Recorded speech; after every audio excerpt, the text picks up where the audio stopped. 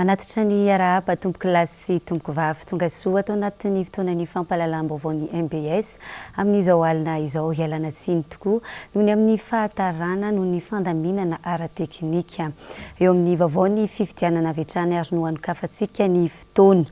Efa saikana vita ny fanisambato avokoa ny akamaroany ireo birao fandatsambato raha hoan'ny eto Antananarivo manokana no resahana. Ao ihany koa ireo efa namoaka ny vokatra avy any amin'ny birao fandatsaham-bato. Raha ny vokatra voarainay teo amin'ireo birao sasany ireo dia mitarika hatrany aloha ny laharana 520 isan'izany ny tetsy amin'ny birao fandatsaham-bato tetsy Ampefloha. Hotoin'izay fifidianana izay hatrany dia tonga nanefa ny adidiny io maraina io ny kandida Marika Ravalomanana sy ny ankohonany tetsy amin'ny birao fandatsaham-bato Jules Ferry no nanatontosany izany. Mazava ny nambarany, mila jerena aingana hoy izy ny tsy fanarahan-dalàna miopapana ary tsy rariny raha amin'izao fangalarana be vava izao no amoahana ny voka-pifidianana. Horahantsika avy hatrany ary ny vaovao tanteriny Jessica Miray sy Riva Rajaonarivelo. Tonga nanefa ny adidiny amin'ny maha-olom-pirenena azy ny kandida Marika Ravalomanana sy ny ankohonany tamin'ity androany ity tamin'ny sivy sasany teny amin'ny Jules Ferry teny Faravohitra. Miantso ny olona izy anefa ny adidy satria kiondalana ho an'ny tantarany Madagasikara ity fifidianana ity ary koa aoka samy rotsaka ho mpanaramaso satria efa miharihary loatra izao ny alatra. Voalohany indrindra aloha dia misaoran'Andriamanitra tonga amin'izao fotoana fifidianana androany satria tena filandrasam-bahoaka nandritra ny 5 taona mahery fifidianana demokratika ity. Izay hoe atao fifidianana demokratika tena tsy miandany amin'ny asana ny aloha ny mpitondro ary tsy mahamenatra ary tsy tsahatra mihitsy tena marina ary marina foana ary hijoro ny tena fahamarinana matoa ny tena endreny dia marina lizy. Ary amintsika ndraiky na dia ny radio na ny télévision samy milaza daholo fa nisy tratra izy ireo ary rehefa mandeha ny ankety famitorana. Zay ilay lazaiko malagasy foana tsy izaho mihitsy ny hiova amin'izay toetrako izay hoe ilaza marina. Raha mbola tsisy foana ny olona eto Madagasikara samy joro milaza tsy matatahotra. Mahatonga ny olona matahotra anie noho izy osy noho izy tsy ampy miasa miaraka aminy. Za matanjaka filoko ary tena samy tena an'izy. Tena lazaiko mihitsy amin'ny intérieur nanao an'izy. Voalina koa ireo tonga tao ireo le administrateur civil izay tena nanao témoin mihitsy izy. Ianareo reny laza nanao témoin mihitsy izay nahazo vola 25 millions. Ary izay ny raha nanao an'izao efa ino ity fampiresahana tamin'ireo chef fokontany sy les délégués. Tsy mahamenatra ny tena zany. Tsy menatra ny tena. Nametraka plainte zay nametraka fitoriana izahay hoe tena nisy ny famorina amin'ny tsiara-dalàna ary fampezana baiko tsy mety zay nataony nisy ny intérieur ary nilazana izany tany amin'ny président de république lazana izany koa tamin'ireo communauté internationale toy ny Union européenne ny Union africaine ny SADC dia sady tao izy ary reo koa malala ary mbola misy koa reo le bulletin miparitaka etsy roa ty laza ake zany hoe tokony iva mihitsy ny toe-tsainy malagasy rehefa hoe fifidianana malalaka madio transparent zay le transparence zay ny ilananareo be loatra zao dia tao ohatrany efa misy arrestation mihitsy any tena misy afa tena hoe misy voasambotra any dia mbola misy koa ny hitanareo any tany am-popo izy io zay ny hitako azaho fa tsy salasala mihitsy laza marina ry zany antaninareo amin'izany hoe tokony mbo iova tsy iova mihitsy ilaza marina satria ty joro amin'ny fahamarinana ty anova malagasy ilaza marina sy hosay raha mahita zavatra tsy mety anao dia sahiny teny satria miady amarina le mba sarotra be miady marina foana dia nilaza ny sasany mbola nilaza indray ary nilaza hoe tsisy an'izany hoe mitsangana vavolombelona mihitsy ireo administrateur civil mitsangana vavolombelona mihitsy ny directeur général ny imprimerie nationale mitsangana vavolombelona mihitsy ireo le olona inty le chef fokontany inona indray raha nresahanareo akoatran'izay raha tsy niteny endreny dia inona zary saika hitranga teto amin'ity firenena malalatsika ty azy mbo matatahotra milaza fantatra fa ianareo sahirakirany ihany milaza ny tena zava-misy dia lazaoan'ny président Ravalomanana fa tena ampiko mareo zay zany tiako mpanjakana eto amin'ity firenena ity zay ny ady atao amin'ny corruption na ny kolikoly milaza marina efa nolazaiko mbenimbeny na teto Antananarivo 700 ny toerana ny tsy diako ary tena nahita ho ny tena fahavonona ny vahoaka malagasy iova ana tena fiovanana sy ana tena fandriam-pahalemana nefa tsy izao tonga le fotoana ka ny fanentanako avoaka malagasy efa ny didy inona hoe adidy masina ny tandrasana zay mifidy zay mandeha mifidy dia maneho ny safidina izy ary za koa manantena ary mino fa tena miandry zay fivany zay mivoaka malagasy ary vonina tena novany ty fireneny ty miaraka mivoaka malagasy hitako tsara zay hoe inona sinina tokony atao anaovana an'ilay hoe leadership pragmatique zany hoe zay tena ilain'ny vahoaka tsy hampanofinofy azy mihitsy nanao zavatra ohatr'izao nanao trano ohatr'izao fa ny zavatra daviko hoe mena sakafo izy mena sécurité ny ataony lalana ampidirina vola mitrany aminy fivarotana vokatra zay ny zavatra daviko atao ampianarana ankizy mbola entanina trany araka izany isika olom-pirenena rehetra amin'ny fanaraha-maso ny fanisan'bato sy ny voka-pifidianana rehefa avy eo moa dia mbola hoarantsika amin'ny vatana eto ny fandalovan'ny candidat marque Ravalomanana tetsy amin'ny QG Belair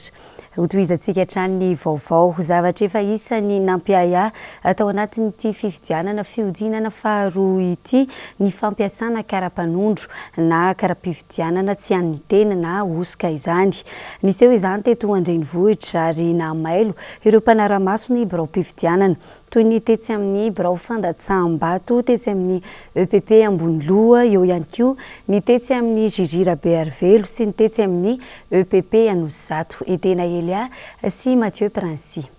teto amin'ny birao pifidianana EPP Amboniloha Alarobia isan'ny nampamailo ny rehetra ny fampiasana karapanondro tsy misy fitomboka sy tsy misy lafitondro ary indrindra ihany koa ny karapanondro vaovao Ohatra nisy moa zany teto amin'ny commune no Satandrefana bureau de vote EPP atokotany tsara nisy toe-javatra ohatr'izao madama anankiray zay nitana carte électorale maromaro tao anaty poketrany rehefa nanatonana zany izy io dia hoe ahoana ty zavatra ataonao satria efa hitana izy ny zara zany dia tsy haritra moa zany amin'ny mpanaramaso ny tena dia nanontany anazy hoe ino ty zavatra ataonao ty adjoint chef pokotany aho izy mizarana ty eny akaiky anao adjoint chef pokotany fantatro tsara zany eto ianao nefa manao gilet ny observateur safidy tsy tokony andraikitrao mihitsy mizara ny qualité électorale surtout any avy any anaty poketrandreo izy navoakanao ho an'ny olona zay tonga dia natsoka izy mivoaka anakany atoko satria tao anatin'ny bureau de vote anankiray salle numéro 5 tao amin'ny bureau de vote napefoloko izy mbola hitako raha ohatra ka amin'ny hoe chef pokotany natokotany tsara indray nitondran'ny tenany manino izy anatin'ny bureau de vote napefolo indray no mizara an'ilay carte électorale zany toy izany ihany koa ny teto amin'ny lycée Jijira Bearvelo miaramila ireto voalaza fa nitondra karapanondro tsy dia mazava ireto ary efa nisy ny tranga toy izao teto tamin'ny fiodinana voalohany ho ny mpitiambana ao amin'ny birao fandatsambato eto karapanondro zareo hafa dia numéro 1 karapifidianana hafa numéro 1 le karapanondro dia voatena ilay fepetra naka ny karapifidianana zareo zay zavatra fa tsisy itovisa mianarana tsy mitovy tena saina mifidy tsy nasaina mifidy ka nalainay fotsiny ara le karatra dia le anankiray moa tena tsy mitovy mihitsy na ny anarana ny anarana tsy mitovy anatin'ny lisy fifidianana karapanondro hafa ny entiny ary efa matetika tranga io tamin'ny fidinana voalohany efa ny tranga izay zavatra izay dia mbola mivoerina izy eto Anosizato kosa karatra anjatony maro ireto mbola tsy voazara ireto ary androany vao mitety olona mizara izany ny tompona andraikitra hoy ny filoha-pokotany ny mahagaga ny olona nefa dia sady mpanaramaso ny fifidianana avy amin'ny mpanaramaso safidy no filoha lefitry ny fokotany no nijara io karapifidianana io ka nampiaya ny olom-pirenena tena marina ny olana eto resaka karapanondro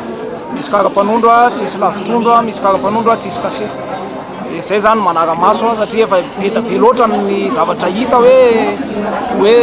tsy ara-dalàna misy karapanondro fosika misy an'izao misy tsy ara-dalàna dia nijery an'izay zay dia rehefa miresaka momba an'iny dia asiany sasany problème be izy mpepetra-ngaisana zany zao dia miaraka mijery an'le olona manana olana karapanondro dia misy olo tena avy amin'ny andaniny sy ny kila miaraka misy olo tena fokotany manaramaso an'le izy mijery rehefa hita hoe tena tsisy mihitsy dia mandray andraikitra anao ahita kosa hoe olona eto amin'ny fokotany mety fahadisoana variny mety tsisy izay dia mahazo mifidy izy efa samy nandraisana fepetra avokoa ireo karazana lesoka hita teny amin'ny birao fandatsambato ireo nisy hatrany ny fanadihadiana nataon'ny vaditany ary nisy ihany koa ny fanapahan-kevitra avy amin'ny seni ka noraisina teony eo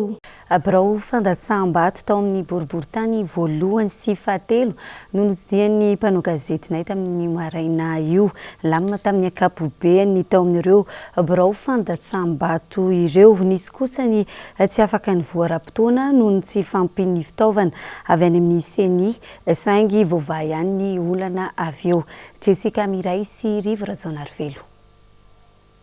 raha tamin'ny birao fandatsaham-bato no tsy dianay tamin'nyity maraina ity dia nilamina tsara ny tao amin'ny boribory-tany voalohany sy fahatelo ny vo tamin'ny enora maraina avokoa ny birao fandatsaham-bato teto saingy nisy kosa ny tamin'ny enora sy sasany vao ny vo satria nisy tamin'ireo birao fandatsaham-bato no tsy ampy ny fitaovana avy any amin'ny seni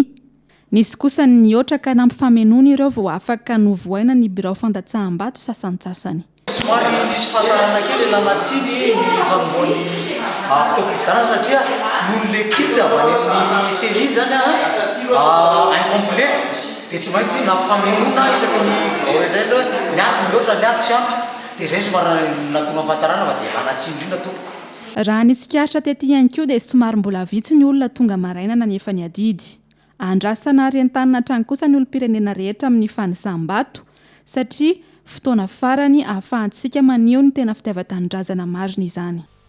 fa mikasika ny toedrara-pirenena misy eto amin'ny firenena amin'izao dia somary tsy nanehoana valiteny mazava ny prime ministre Tsay Christian raha nanontany ny mpanao gazety androany mikasika ny fepetra raisy ny gouvernementa eo anatrehany izao tsy fanaran-dalàna sy alatra miharihary amin'izao fifidianana izao nilaza kosa nefa izy fa efa misokatra ny fanadihadiana ka miandry izay ovaliny eo Jessica Miray sy Manorandre Malala raha n'izay nanotanterina teto amin'ny fampahalalam-baovao ny MBS hatrany andro maromaro izay ny mikasika ny tsy fanarahan-dalàna sy ny alatra misy amin'izao fifidianana izao ary nitondrana pirofo avokoa dia nanontaniany mpanao gazety androany ny prime ministre Tsay Christian ny fepetra ho raisin'ny gouvernementa eo anatrehan'izany tsy nazava ny valiteniny fa raha ny nambarany dia ny toe-tsaina no mila ovaina ny zavatra tiako apetraka aloha dia ny toe-tsaina ny toe-tsaina napetraka mazava tsara dia ho fifidianana madio sy mangarahara ary indrindrindra nangatantsika teto Madagasikara fa ny olom-pirenena rehetrarehetra dia afaka mitondra ny tsikera afaka mitondra ny vaovao izay misy ampelantanany mba hisiny zany fangarahana zany mba hisy zany fidiovana tena fadiovana eo amin'ny fifidianana zany zay zavatra anankiray toe-tsaina zay ka raha misy ny olona say miteny say mitsikera dia ataoko fa zay no nangatana zay ny zavatra andrasana fa zany tsy midika hoe rehefa mitsikera le olona na hoe say mijoro miteny zavatra tsy misy dia osoka zany dia tsy siny osoka zany no natonga atsika na metraka malalaka tsara zany ny olona rehetrarehetra manome ny heviny ao anatin'izao sotram-pifidianana zao efa hita ihany koa amin'izao ny tsy fanarahan-dalàna taon'ny ministry ny atitany ary efa maro ny fitarainana mikasika azy nanambarany lehiben'ny gouvernementa fa efa andalana amin'izao ny fanaovana fanadihadiana ka mbola miandry izay valiny eo ny fandraisana fepetra. Comme vous le savez, le gouvernement a déjà pris des dispositions pour que les faits qui sont mis en avant par rapport à des déclarations politiques de ce que vous venez de dire soient vérifiés. Nous avons procédé à des perquisitions, notamment de l'imprimerie nationale. Nous avons ouvert justement une information judiciaire pour permettre de vérifier les allégations qui sont portées contre certains chefs comptables. La justice fait son cours. Nous allons attendre les résultats de ces investigations et de ces enquêtes. Efa tsapa sy hita amin'izao ny fioaram-pefy ataon'ny candidat mifanandrana amin'ny candidat marika ravalomanana ary efa maro ihany koa ny pirofo mitohaka amin'ny tenda tratra izay saingy hatreto tsy mbola misy na dia iray aza ny fepetra no raisin'ny fanjakana sy ny gouvernementa malagasy mampametra-panontaniana hoe inona ary izany no andrasana vao iroso ny fandraisana fepetra marina fa misy ny fanadihadiana tsy maintsy atao saingy tsy mbola misy mivantana hatreto ny fandraisana fepetra ka mbola mirihary ny mpanao ratsy. Lafim-baovao hafa tanteraka kosa indray dia tratra androany maraina 10 kilometatra miala ny morontsiraka Antala ilay sambo flahin voalaza fa mpanondrana bolabolana Andramena efa taona maro izay no nanenjeny fanjakana malagasy ity sambo ity ka izao vao tratra nentina teny amin'ny serana sambo ny Toamasina io maraina io ihany koa moa ity sambo ity mba hanaovana fanadihadiana. Jessica Miray sy Manorandre Malala. Efa tany amin'ny volana janoary 2024 no niodiody teto amin'ny faridranomasina Madagasikara ilay sambo antsoina hoe flahine. Hafa kosa ny anarany tamin'izany. Mpanondrana andrameny ity sambo ity. Ny verina teto Madagasikara indray ity sambo ity ny fa 9 volana novambra teo. Ka efa nisy ny fifanenjehana saingy mbola niverina indray izany izy omaly. Ka tratra tamin'ity maraina ity tokony tamin'ny 7 sy sasany. Naharitra adindroa ny fifanenjehana io maraina io. Ary nisy mihitsy ny tifitra nataon'ny zandary vao nijanona ilay sambo. Tiako mampafantatra antsika. Mampafantatra vahoaka malagasy. Amin'izao fotoana zao. Fa voasambotra zany ny sambo flahine. Tato anatin'ny faridranomasitsika no nanamborana azy. Rehefa nisy ny fifanenjehana izay mety miteraka zavatsarotra tao anatin'ny zanitranga zany. Ka tsy azo atao tokotranon'io ny vahoaka malagasy. Tsy ara-dalàna ity sambo ity satria maty avokoa ny jiro tao aminy.